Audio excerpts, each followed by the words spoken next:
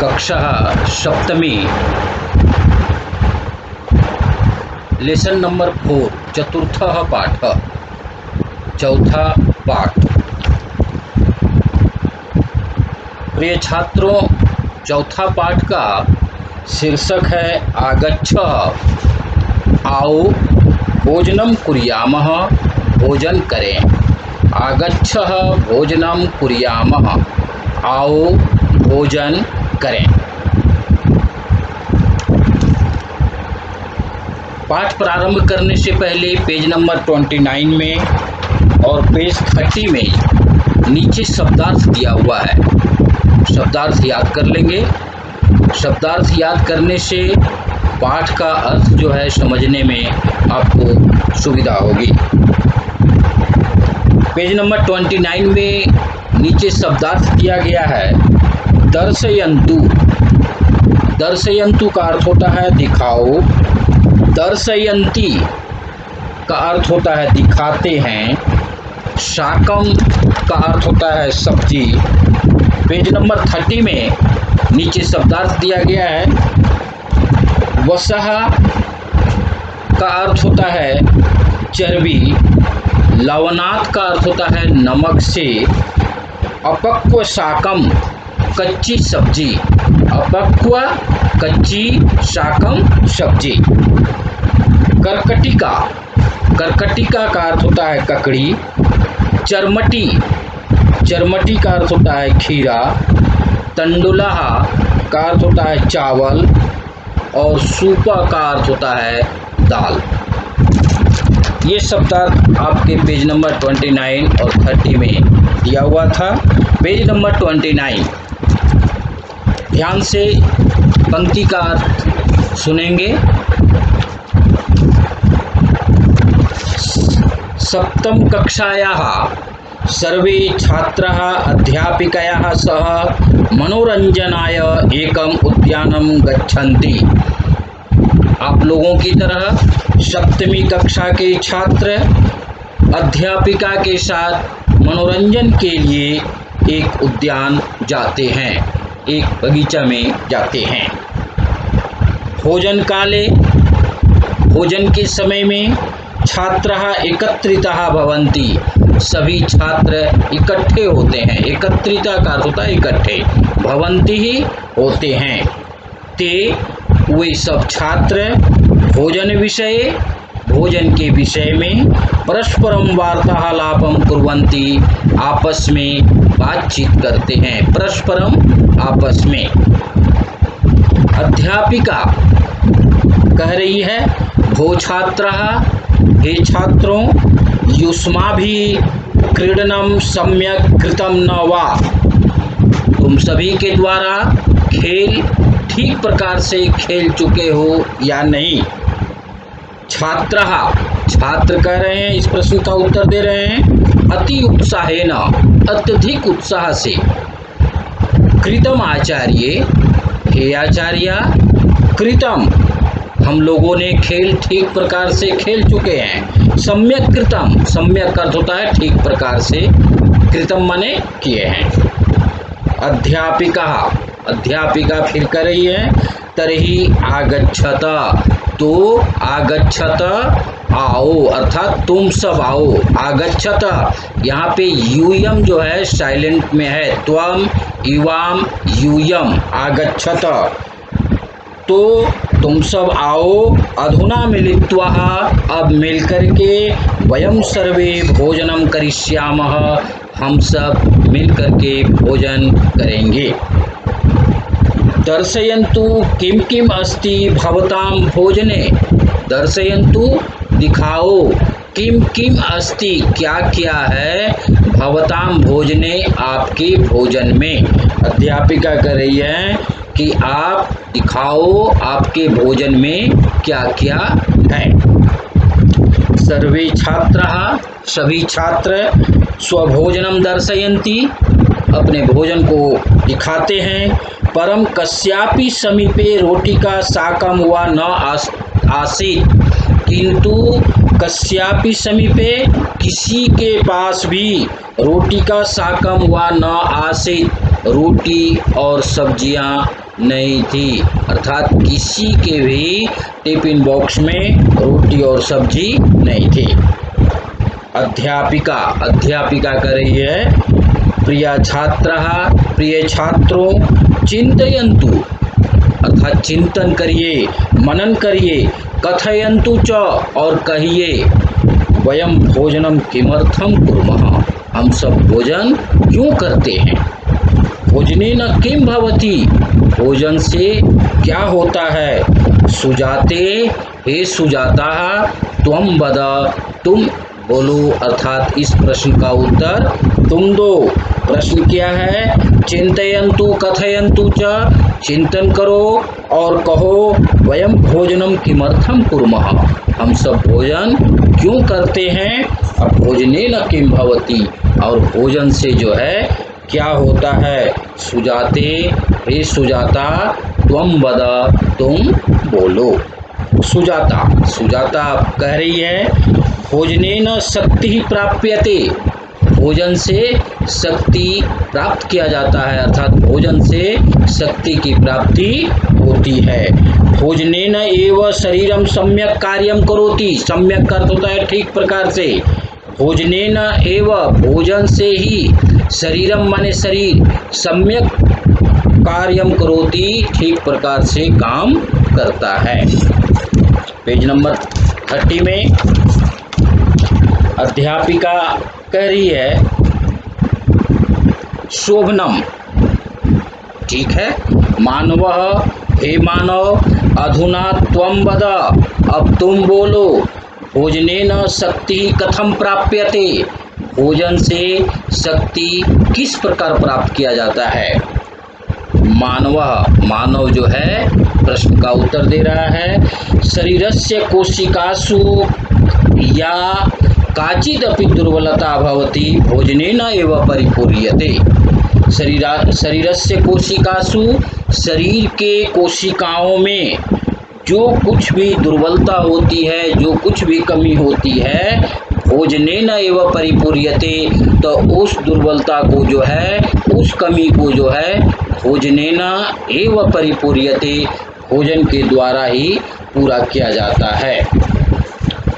अध्यापिका कर रही है, शोभनम उक्तम, हे मानव, तुमने ठीक कहा कि येन केन अपि भोजनेन शरीरम शक्ति पूर्णम भवति, क्या येन केन माने जिस किस प्रकार से भी, भोजनेन भोजन से, शरीरम शक्ति पूर्णम भवति, शक्ति जो है, शरीर जो है शक्ति पूर्ण होता है। क्या जिस किस प्रकार का भोजन कर लेने से शरीर को शक्ति मिलती है।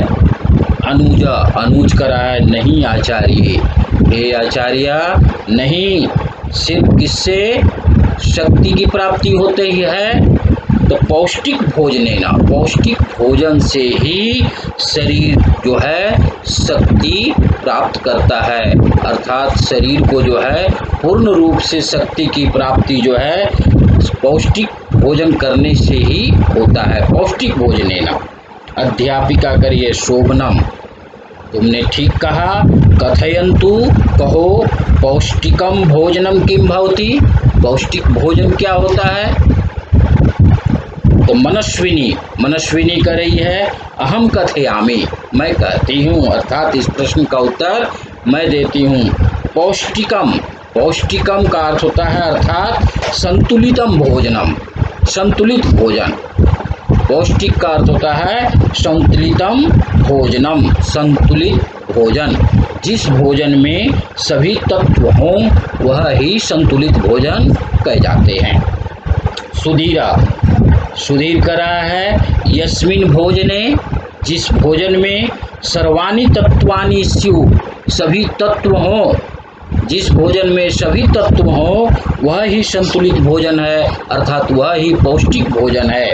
यथा, जिस प्रकार से, क्या क्या होना चाहिए भोजन में, प्रोटीन, वसा, खनिज पदार्थ, जलम, रुक्षांशा, विटामिन च, ये सब जो है भोजन में होना चाहिए। अध्यापिका करी है शोभनम। ठीक है। एतै तत्वहि किम भवति, इन तत्वों से क्या होता है। प्रगति, प्रश्न का उत्तर दे दीजिए। प्रगति करी है। प्रोटीन इति तत्वेन नवकोशिका नाम रचना भवति। प्रोटीन के तत्व से अर्थात प्रोटीन से जो है नई कोशिकाओं की रचना होती है। और कार्बोहाइड्रेट वसाच इति अस्मभ्यम नवशक्तिम यच्छता। कार्बोहाइड्रेट और वसा जो है हमें नई शक्ति देते हैं। कार्बोहाइड्रेट और वसा जो है हमें नई शक्ति देती हैं। अध्यापिका करिए सुष्ठु कथितम। सुष्ठु का अर्थ होता है अच्छा, ठीक। कथितम माने कहा, अर्थात तुम्हारे द्वारा ठीक कहा गया। आदित्य, हे आदित्य, कथयतु, कहो, खनिज पदार्थाः किम कुर्वन्ति। खनिज पदार्थ जो है हमारे शरीर के लिए क्या करते हैं। खनिज पदार्थ किम कुर्वन्ति, तो आदित्य कर रहा है खनिज पदार्थ ही, खनिज पदार्थों के द्वारा अस्माकं शरीरम पोषणम लभते, हमारा शरीर पोषण को प्राप्त होता है, अर्थात हमारा शरीर का पोषण होता है। एतेषाम अभावे, इसके अभाव में अर्थात खनिज पदार्थ के अभाव में शरीरे अनेके रोगाः भवन्ति, शरीर में अनेक प्रकार की बीमारियां हो जाती हैं। लता कर रही है खनिज पदार्थेषु, खनिज पदार्थों में क्या क्या होता है। देखिए खनिज पदार्थेषु, खनिज पदार्थों में लौह तत्वम, लौह तत्व, कैल्शियम, पोटेशियम, आयोडीन इति तत्वानि भवन्ति। खनिज पदार्थों में क्या क्या होते हैं। लौह तत्व होते हैं, कैल्शियम की मात्रा होती है, पोटेशियम, आयोडीन ये तत्व होते हैं खनिज पदार्थों में। एतानि बिना, इनके बिना अर्थात किसके बिना, लौह तत्व के बिना, कैल्शियम के बिना, पोटेशियम के बिना, आयोडीन के बिना जो है, एतानि बिना, इनके बिना जो है शरीरम शक्तिहीनम भवति, शरीर जो है शक्तिहीन हो जाता है, कमज़ोर हो जाता है, हमारा शरीर कमज़ोर हो जाता है। एतानि तत्वानि, ये तत्व जो है किससे प्राप्त होते हैं। लौह तत्व किससे प्राप्त होते हैं, कैल्शियम किससे प्राप्त होते हैं, पोटेशियम किससे प्राप्त किया जाता है, आयोडीन किससे प्राप्त किया जाता है। एतानि तत्वानि, ये तत्व शाकेभ्य, सब्जियों से, फलेभ्य, फलों से, दुग्धात्, दूध से, लवणात् और नमक से प्राप्यन्ते, प्राप्त किया जाता है। श्यामा, श्यामा करिए आचार्य, हे आचार्य, रुक्षांशः के भवन्ति। रुक्षांश कौन होते हैं, क्या होते हैं। काच एतेषाम उपयोगिता, रुक्षांशा की उपयोगिता क्या है। रुक्षांशः के भवन्ति, रुक्षांशा क्या होते हैं। काच एतेषाम उपयोगिता, और इसकी उपयोगिता क्या है रुक्षांशा की। अध्यापिका करिए रुक्षांशः भोजनस्य पाचन क्रियायाम सहायका भवन्ति। रुक्षांशा जो है भोजन के पचाने में सहायक होते हैं।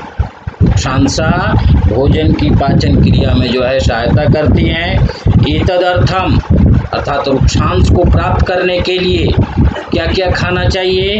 अपक्व शाकम, कच्ची सब्जी, फलानी, फल, कर्कटिका, कर्कटिका का अर्थ होता है ककड़ी, चरमटी, खीरा आदयः प्रतिदिनम खादितव्यः, ये सब हमें प्रतिदिन खाना चाहिए, तभी हमें रुक्षांशा की प्राप्ति होगी और वह रुक्षांश जो है हमें पाचन क्रिया में सहायता करती हैं। विवेकः, हे विवेक, कथय किम ज्ञातम। हे विवेक, अब तुम बोलो आपने क्या समझा। विवेक करा आचार्य, हे आचार्य, अस्माभिः भोजने प्रतिदिनम उचित रूपेण, हम सभी के द्वारा भोजने भोजन में प्रतिदिनं मरे प्रतिदिन उचित रूपेण उचित मात्रा में दुग्धम दूध तंडुला चावल सूपः दाल घृतम घी नवनीतम मक्खन रोटिका रोटी फलानी फल शाकानि च और सब्जियां खादितव्यानि खानी चाहिए। हम सभी के द्वारा प्रतिदिन उचित मात्रा में जो है दूध चावल दाल घी मक्खन रोटी फल और सब्जियां खानी चाहिए। तदैव वयम स्वस्थः भविष्यामः, तभी हम सब स्वस्थ होंगे। अध्यापिका करिए शोभनम, ठीक है, सम्यक ज्ञातम, तुमने ठीक समझा। आगच्छतः, आओ, भोजनम कृत्वा गृहं चलामः, भोजन करके हम सब घर चलते हैं। सर्वे भोजनम कृत्वा, सभी भोजन करके प्रसन्नतया प्रसन्न चित्त होकर के वशयानम प्रति गच्छन्ति, बस में जाते हैं अर्थात घर के लिए बस में बैठते हैं। इस प्रकार से ये आपका चौथा पाठ था। इसका अभ्यास कार्य में पेज नंबर 31 में क्वेश्चन नंबर 1, 2, 3 और पेज नंबर 32 में क्वेश्चन नंबर 4, 5, 6 कर दिया गया है। इसे आप लोग लिखेंगे। और पेज नंबर व्याकरण कार्य में जो है लोट लकार का प्रयोग बताया गया है। लोट लकार का कुछ रूप भी दिया गया है, इसे आप लोग याद करेंगे पेज नंबर 35 में और पेज नंबर 36 में। 36 में क्वेश्चन नंबर 4 जो है लोट लकार में लट लकार का सेंटेंस जो है दिया गया है, उसको लोट लकार में मैं बना दिया हूँ आपके बुक में। और ये पाठ का और एक्सरसाइज का सभी का सॉल्व करके आपको पीडीएफ के माध्यम से मैं भेज रहा हूँ। होमवर्क भी दिया हूँ, इसे आप लोग याद करेंगे और याद करके बार बार लिखने का अभ्यास करेंगे। धन्यवाद।